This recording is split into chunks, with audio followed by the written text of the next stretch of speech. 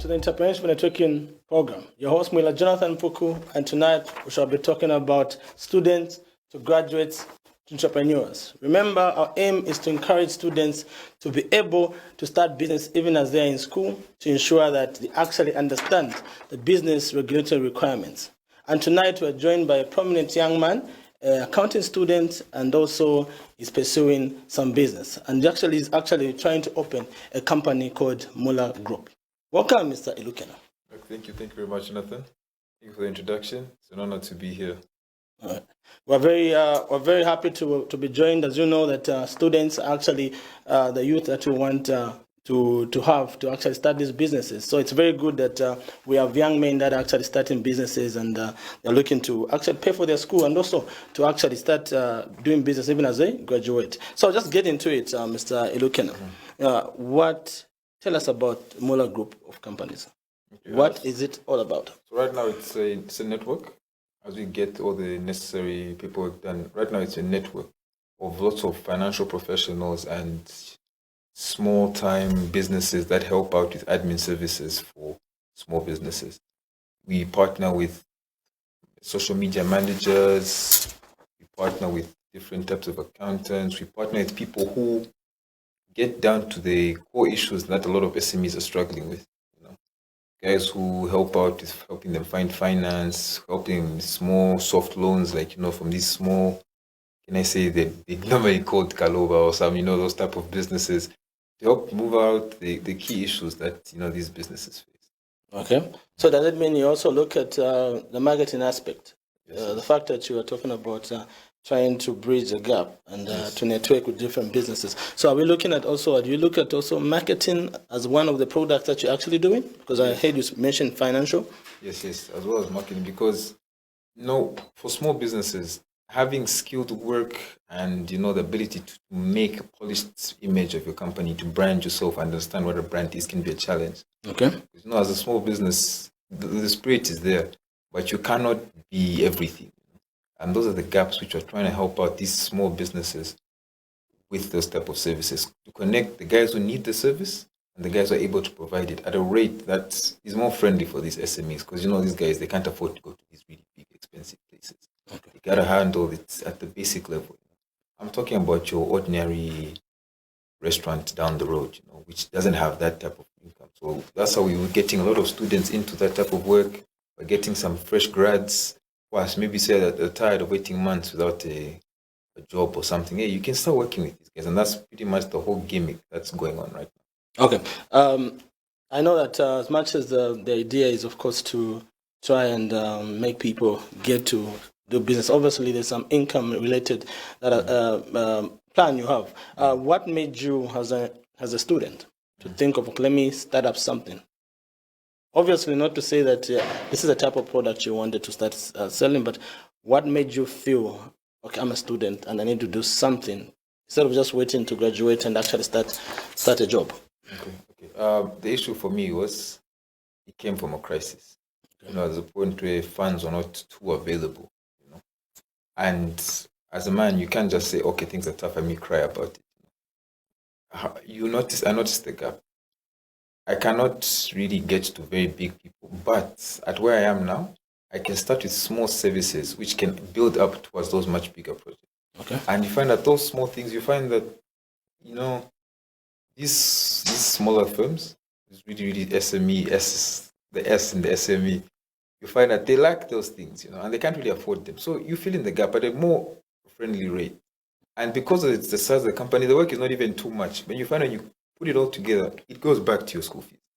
It goes back to saying, okay, if I want to do something, I have my own standing on it. It allows you to grow into that state where you push your own fees, you can take care of yourself a little bit more. And those are the type of things which I feel as Zambians, we can even do as youth, rather than just waiting for a handout, which sometimes doesn't come, Okay. And you can't really grant that. Okay. We just have to allow God to strengthen us and, get things done. Really. Okay. Obviously, fellow students out there, maybe in different schools, want to start businesses and the good activities that they've come up with that they want to venture in. Why do you think it's very important for them to actually register those businesses? Okay. Maybe with PACRA, maybe with ZRA, and many other government agencies. Why do you think it's actually very essential for them? I think for one aspect is once you're registered, it allows you, it opens doors because, because you're registered, you're connected to the legal advantages you have. The size at which you work, it also builds a track record for you, and it also protects you as an entrepreneur from any unnecessary problems. Okay. And it also allows you, not just on a rule basis, it also allows you to benefit from the standards which are there. It allows your work to be checked, to be counteracted, so people can allow you to be at a certain standard which is acceptable for society, okay. And that's the beauty of being registered, is having your books all done and having all your paperwork in order. It means it even allows you to work with a much more free mind. And I think it just allows you to connect with the society a lot more because, if you've got all your paperwork done, you can easily go to these big organizations and look for funding or, look for a project because you've really done all the due diligence. Okay. All right. You spoke in the earlier period of the show. You spoke about financial services and short-term financing. So, how is your group trying to assist develop the growth of these micro and small? Other than the services you were trying to actually give them, how do you think Mola is actually helping the SMEs and the micro companies to be able to actually develop? Okay.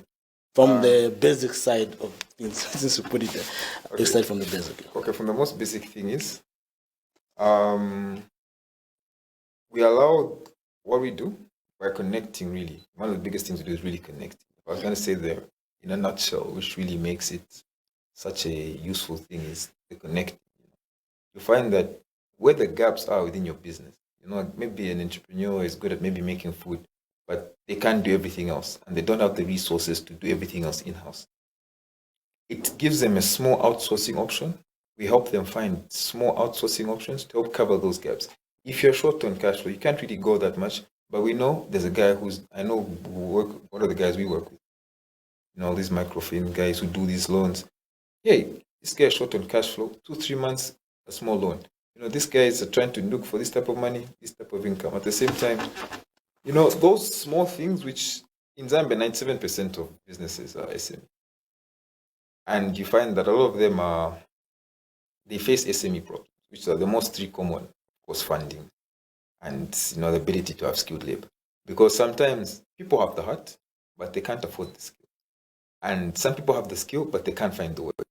Everybody's looking for these big jobs, big clients, Who's looking at the little guy? And that's the gap we're filling in. We're helping ensure the little guy, the little employee, the little service provider, the little business can all work together so they can grow together. Say 5 years from now, that guy used to do something part-time at his bakery, for example, can become the main guy at a much bigger chain. And that's pretty much the whole concept we're fighting for. Okay.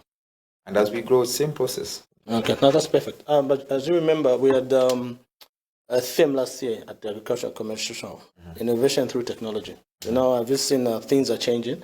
Things are fast now, and technology has played a very big role to that.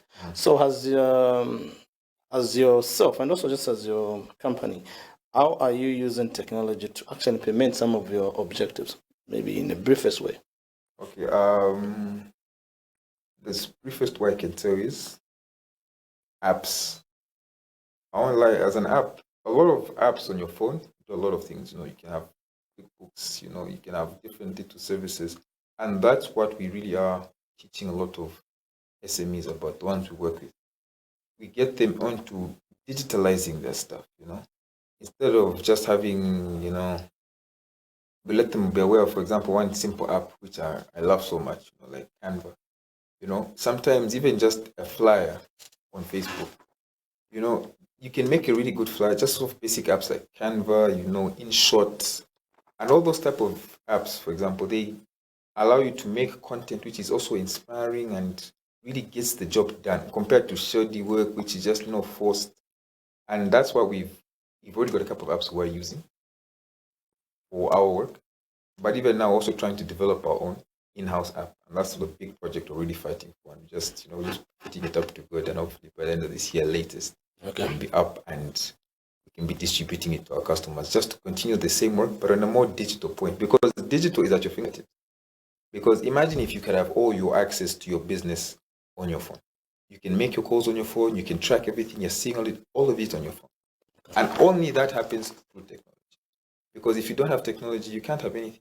It's basic. You go back to writing and the old classic days, and that will be very slow. While your competitors across Europe, across other countries, are doing it different. Even within Zambia, how are you going to keep up with them? And how is us as a nation really going to start competing with them for using outdated techniques? Okay.